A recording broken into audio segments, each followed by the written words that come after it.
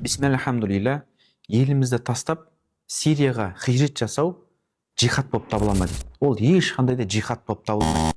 Біз Аллаға шүкір мұсылман елінде өмір сүріп жатырық. Басшымыз мұсылман. Еліміздегі бүкіл мешіттердің бәрі айқара ашық тұр. 5 уақыт намаз оқуға, ораза ұстауға, зекет беруге, қажылық жасауға, тіпті діни мейрамдарда бізде демалыс жарияланған. Осындай бейбіт елді тастап джихад деп кету үлкен ол қате. Сол соғысып жатқан Сирияға кеткен қаракөз қарындастарымыз, бауырларымыздың барлығы барған уақытында оның қате екенін кеш түсінді. Қайтқысы келді, қайтаруға мүмкіншілік болмады. Олардың қателіктері өз өмірлерін қиылуына себеп болды. Біз Аллаға шүкір еліміз мұсылман елі. Пайғамбар Мұхаммед саллаллаху алейхи вассалам өзінің хадисінде айтады: «Ла хижрата ба'дал фатх» дейді. Мекке алынғаннан кейін хижрет жасау жоқ дейді.